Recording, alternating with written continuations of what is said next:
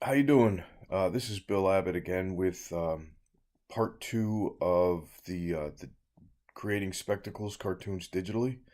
I left off right about where we are here in yesterday's video, creating these in Clip Studio Paint on a Surface Pro 5. So today I figured we'd add some color to it. So the first thing that I'm gonna do is over here, if you can follow the cursor. I have my frame blank and my ink layer. So now I'm going to add a new layer and we'll call that color. And rather than the selection normal for the mode of the layer itself, I changed that to multiply. And the reason is rather than shift around the layers, when you put the layer on multiply, it preserves the black lines that are underneath the color. Otherwise, I'll show you. If I left this on normal and I chose the skin tone and I started to color, make that a little bit bigger. Let's go with that. And I started to color in the flesh, it would obscure the lines. So just by changing this from normal to multiply, it preserves the lines beneath. Alright, so we'll make that bigger so my old eyes can actually see it, and we'll drop that down a little bit.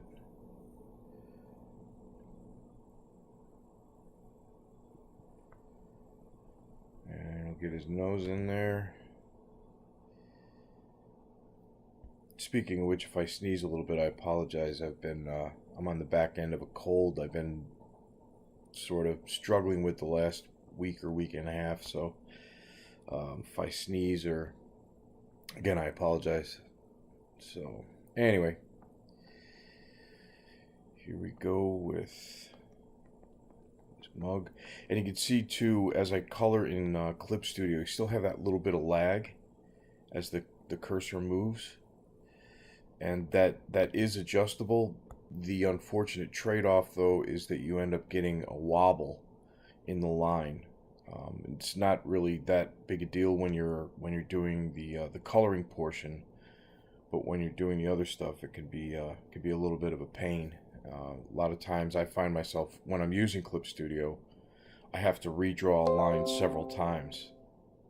I don't know what that is. Okay. And the blue of his shirt.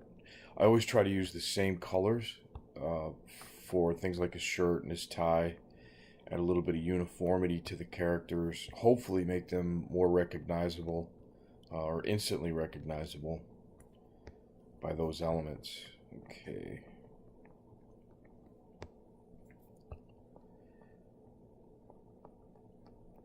And the belly.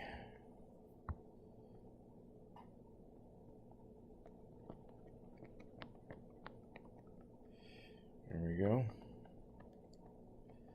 Now select the tie color, which I think is that. As I switch between platforms too, I have to re-identify the colors. So when I'm using Clip Studio, the color for the tie is slightly different than when I'm using Photoshop. But I'm trying to make them as close as possible. So again, you don't notice the color change between the cartoons after I've made that switch between the platforms. I'm hoping that's what happens, but you never know. There's the top of his tie. A four-in-hand knot, I think. And I'm not too worried about going outside of the lines when I'm doing the color, because I do clean up afterwards. And doing it this way, even though I guess I'm being a lot more precise than normal, it speeds up the process. And when you have 6 that you have to deliver that day, speed is pretty important. You can notice here, if you could follow the cursor, an area that I missed with the bucket tool yesterday in the bold black. So what I'll just do is I'll go back to the ink layer. I'll select black, the bucket tool, drop the black in there. or yeah, black it. I'm going to copyright that word. Okay, and we're good to go. So we'll go back to our color layer, flesh color, and we'll get this guy's mid over here. There we go.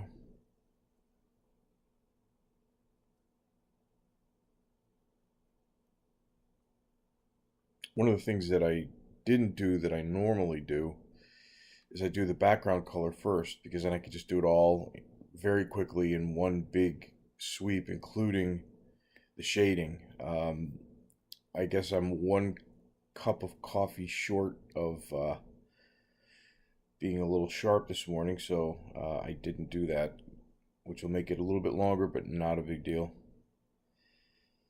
So there's that. We'll color that. His hand.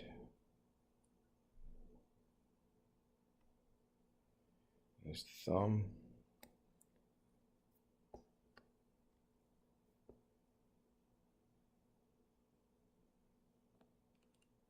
There we go with his other hand.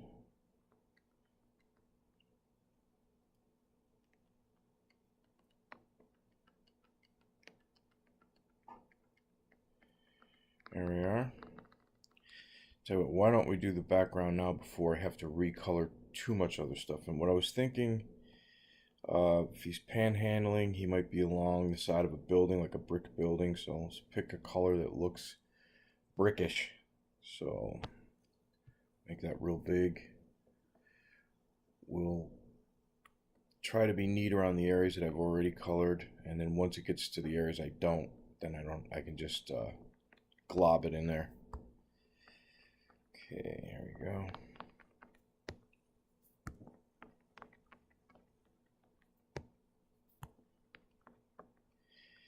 Yeah, by missing this step, it definitely elongates the process. For the next video, when I've had at least 3 cups of coffee, I'll do a better job. I'll show you kind of that one missed step, and I'm pretty sure it'll make more sense. Okay, there's that.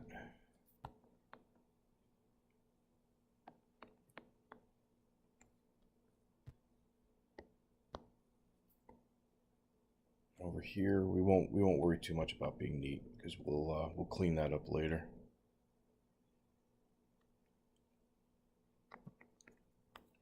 And again, a great thing about the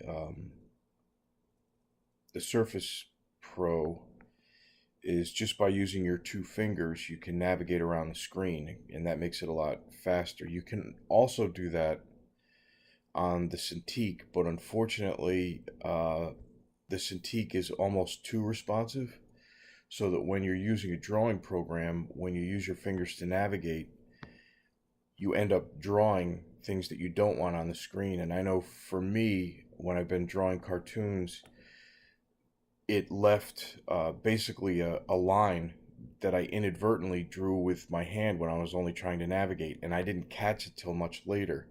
So fixing the problem became a lot more of a big deal when it was embedded in a cartoon that might involve colors and all kinds of other stuff. So I don't find that to be as big a problem with Clip Studio. It does Clip Studio on the Surface Pro. It does happen, but it doesn't happen, it seems to, in my experience, with the frequency that it does on the Cintiq.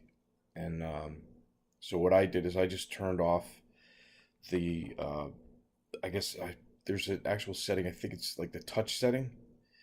So now I do all the navigation on the Cintiq with the pen itself, and then I don't end up having that problem. And that's pretty helpful, because it can really screw you up again if you're working with a deadline and you have to get the work out quickly, and then you only discover right when you're about to send your work into your syndicate or wherever that work is going. Then all of a sudden you discover like a black line or a different color line right across the middle of a portion of your work that you didn't catch before, and you have to redo it. That's what we call a bummer. Get around here. And again, this would already be done normally if I had caught myself earlier. It would be done a lot more quickly, just a really big brush size, sweep all across the page, and then I'll show you what I do after that. Basically just select all for the for this color and add in the shading in the background, and then that's done. Then I only have to work on the elements in the foreground. In fact, let's make this brush a lot bigger. Once we get over here, nothing else has been colored. Neatness isn't really a factor. Over here, down here.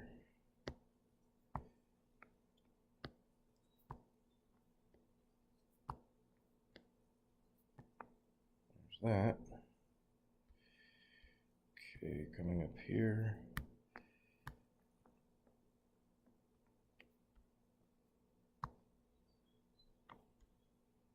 Yeah, the two-finger navigation is great. It makes things so much faster. Okay, what I'll do is this, where is it? There it is. This is called the Magic Wand tool. And this is huge, really, really helpful when you're doing color work, or other types for that matter. But basically, just take the Magic Wand tool and you put it in the color that you want to capture or influence. So you drop that there, and you see the little marching ants all around the edge of that color. What I'll do then is I'll go to, where's it? There it is, my airbrush tool. In Clip Studio, it's a little bit different in Photoshop, and I'll pick a really big brush size, and I'll just add a little color variation. Also, you just saw where that didn't have any effect. When you go over here, these are the tools, and then these are the individual tool settings. So you can see where this tool is on normal. That means that there's no additional pigment added to the color when I sweep over it, just the normal color. But when I change that to multiply, and I do the same thing, I get something of a shading effect, which I kind of like. It just adds a little tonal difference. So that's what I do for that background. Okay, so then we take it off of that. We'll go back up here in our color palette, and we'll go back to flesh. And now we'll add this guy's facial color, and the where it was messy before, it doesn't really matter, because again, everything will be cleaned up, and there we go. So there's the skin, top of his nugget there. There we go.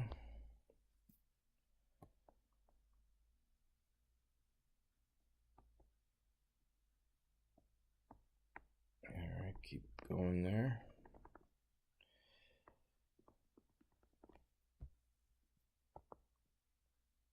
Yeah, you'll see the importance more so of the Magic Wand tool as I do the shading through the rest of the cartoon in the other color elements. And then we'll just take the eraser tool and make that a little smaller. And then we'll make the glasses just a clear white. There we go. Or not clear, just plain old white. Over to here, we'll clean that up.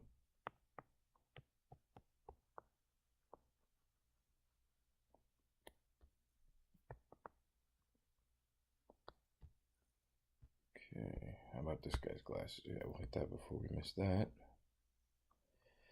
Boom, done. Okay, make that maybe a quarter.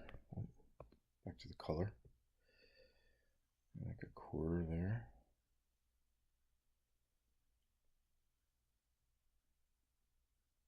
And we'll go back to the flesh. You'd see a couple of spots that I missed there.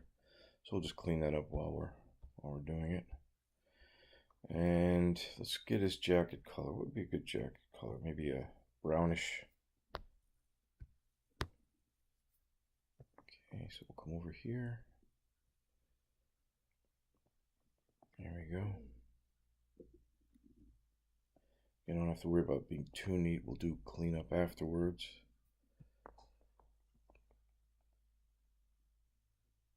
There we are. Around his hand and his forearm.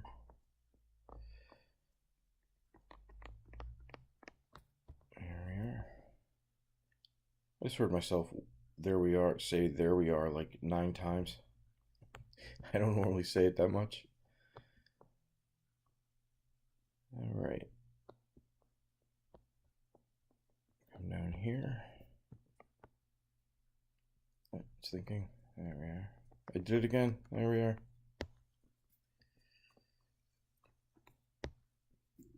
It's like a Bob Ross video. And little trees. Let's put a cloud, a happy cloud. Not so much. And what I'll probably do is when I have large sections of color, like this jacket, I'll just draw a line through otherwise unconnected elements, just so that when I do the shading, again, it's faster and it's easy to correct that later.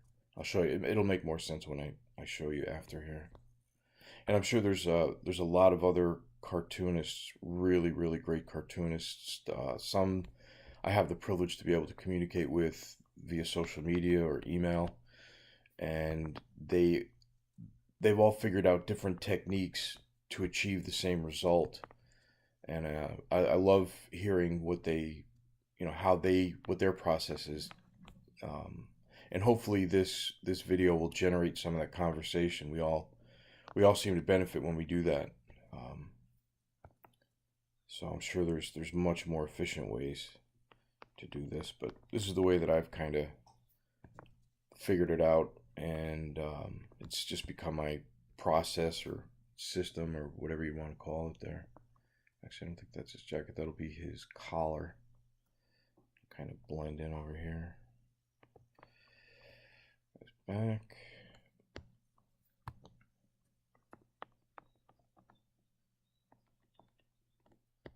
And then we'll go down here.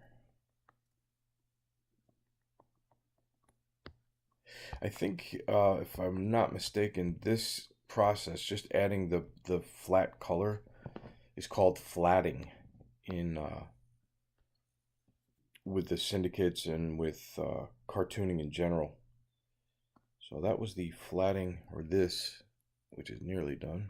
Oh, what did I just do? Didn't want that. There we go. It's called the flatting process. We'll give him a yellowish shirt. This will be his collar. Come over here.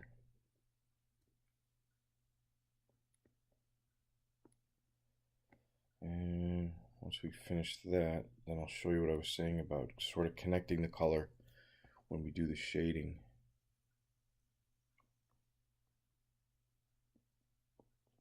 And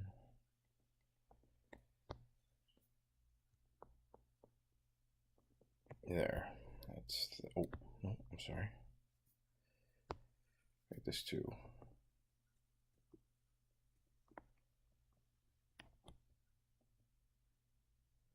The rest of his shirt. And once we get all the flat colors in, then we'll do some shading.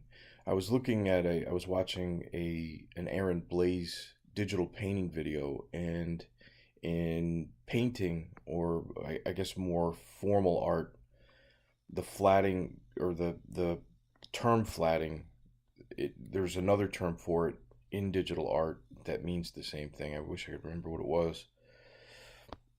Okay, so what I'll do is when I have two sections of the same color that aren't connected, for the ease of shading, what I'll do is I'll just draw a line through and connect those two colors. So then I'll go back to my magic wand tool. I'll pop that in there, and you see now it's all connected by that line. You see little ants, marching ants all around. So that when I do my shading, go back to this, my airbrush tool. Go back to here.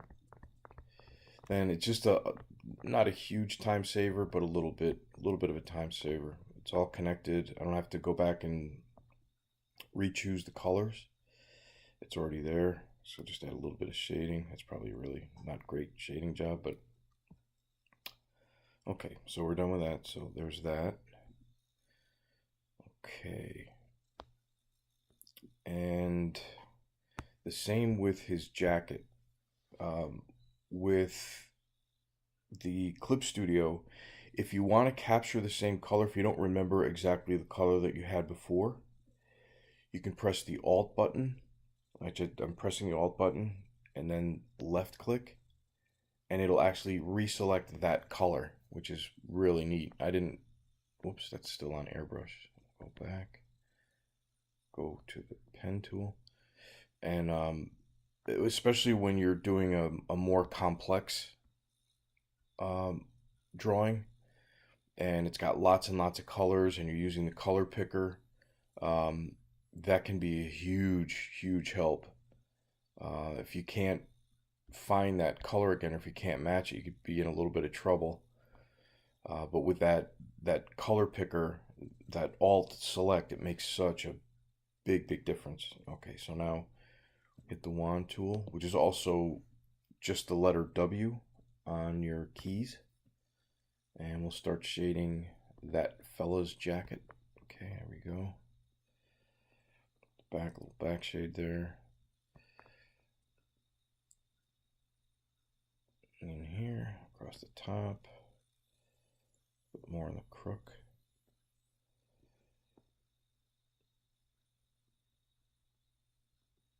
I learned in one of Will Terry's videos that's called an Occlusion Shadow, which is kind of cool. Big word. Okay. So then Control D deselects it, and we'll go over to this selection, this area rather, of his jacket, and a little shading over here.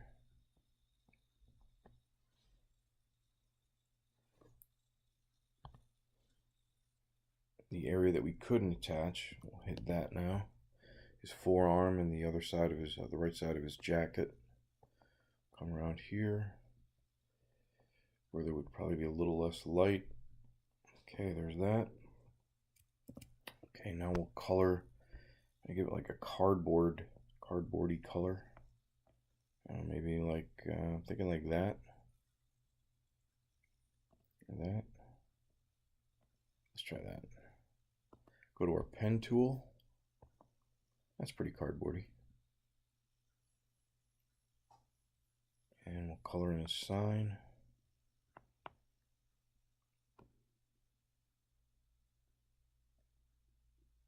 This is another great component to this is the pressure sensitivity. It's really excellent on the Surface Pro. It's, as I discussed yesterday with some of the wobble, there's no one system that I found to be perfect, but they all have some really great attributes that help as you're doing digital drawing, big time, and cartooning. Okay, so we'll go over here.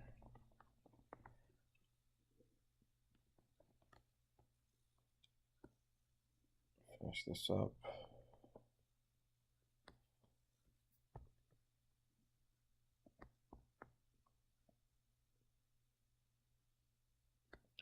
And we'll use the magic wand tool again.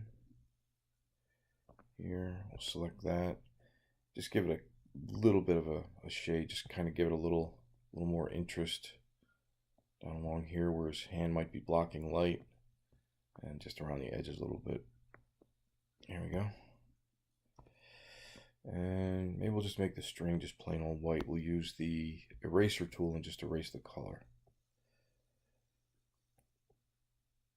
There we go. The rest of the string that'll just stay black, you won't see it. Okay, so there's that. Now let's color in the flesh. So what I'll do is I'll make it just one shade darker on the flesh color. I'll select the magic wand tool so I don't color outside of the lines. I only color inside of where you see those marching ants. go back to my airbrush tool. We'll make that smaller, maybe a 70. And then we'll just kind of add some shading. Just under the lip there, under the nose. And this is pressure sensitive, or another benefit rather to the pressure sensitivities. The harder I press, the more of the pigment goes on. So I press lightly, I only get a little pigment like here. And then I press harder and I get a darker. And that's pretty neat. That's a really great great thing to be able to use. Okay, now we'll get his mitt wand tool, and then back to the airbrush, make that bigger. Kind of the areas that would be affected by shade, a little less light. And here, make that smaller, kind of get in between his fingers. There we go. That occlusion shadow. I love that word. I'll probably use it till it really annoys people. There we go. I'll make that bigger. Under his wrist. And between his knuckles there, a little bit of shadow. And we'll make that smaller again. Just try to give some dimension. Okay, now we'll do the tin cup. I almost forgot about that. So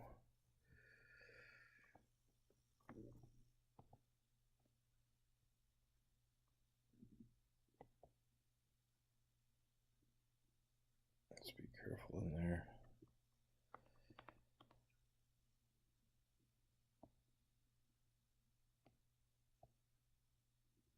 And you can see when we get close in, you won't really see it. Well, you will now because you're seeing me create the cartoon, but most often there's little areas like this that have been missed. I'll probably fix that. In my experience, especially again when speed is important, when you're like, for me, I have to do 2 cartoons a day every day, 2 separate cartoons. So time is really an important element. But remember what I said about doing the Alt and left click by selecting that color, these areas where I've missed, I can just do a little quick fix and then you'll never know. Well, you will, but other people will never know. It's just our secret. Okay, so now we'll go back and we'll do the color pick for the gray that we just did for the can. We'll hit the magic wand tool and we'll add our shading for that. Let me see, make that bigger. And it's great because the areas that aren't selected are unaffected. So even though I'm drawing right over his hand, it's not affected at all, which is really great. Okay, add some shade here where his hand is affecting the light. And then just on the edge here, where there's not likely, this is where the light would be. Okay. At least that's what I'm claiming. And go back to the slightly darker than flesh. Our magic wand tool, get his mitt over here. Make that smaller. Just add some shade in the web of the hand and the underside. And then we'll make that smaller again. Kind of get in between the fingers. The edge there. Oh, that's alright. Now we'll get his mug. Magic wand. We'll make the airbrush spray a little bigger, 100, I think 100 pixels. We'll do it light first for the first pass, and then I'll press down a little harder, add more pigment. I'll do a second pass, because again, we're in multiply mode for that. Under the ear. There we go. And we'll do his shirt. And we'll just do the Alt left click. The magic wand tool. Where a little bit of shadow under his neck. A little bit under the collar. And the edge where the jacket is, the edge of the jacket. And then we'll make this big. And I don't know if you heard that. That was my coffee maker going off, which is a tragedy. I'll have to make more. Okay, try to make his belly a little round there. And then the last, not last, almost last. Use the color picker for his tie. The magic wand tool. The sprayer will make that spray pattern a little smaller. That's, you know what, that's too dark. I'm going to undo that. And make the spray pattern bigger and then just spray more on the edge. It'll give it more of a, there we go, a little softer than it was before. And then back to the slightly darker than flesh. We'll get the magic wand tool, get his mitt. Almost get under there, then we'll make it small again. Kind of between the fingers. All right. Okay, now we'll do, you can see along the edge, I just need to do a little cleanup. So we'll make that about a 70, and then just get all that overspray out from the white edge of the cartoon. I don't think there's a lot of it, but here's some here.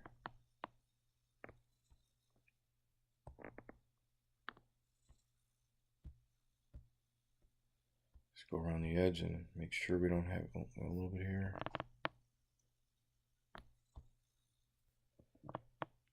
It's not a huge deal when it's really small.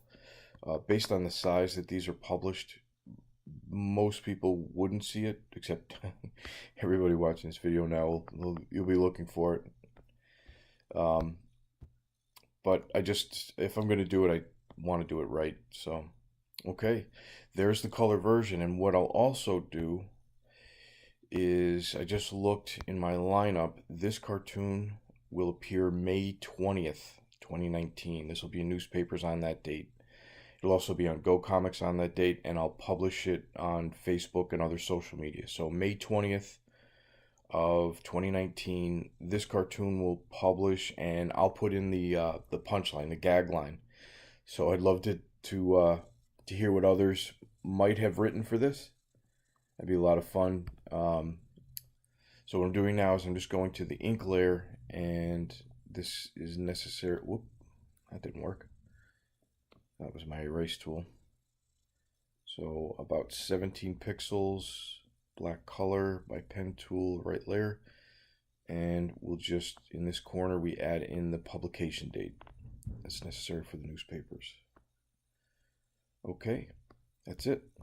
Well, thank you again for watching, and another video coming at you shortly.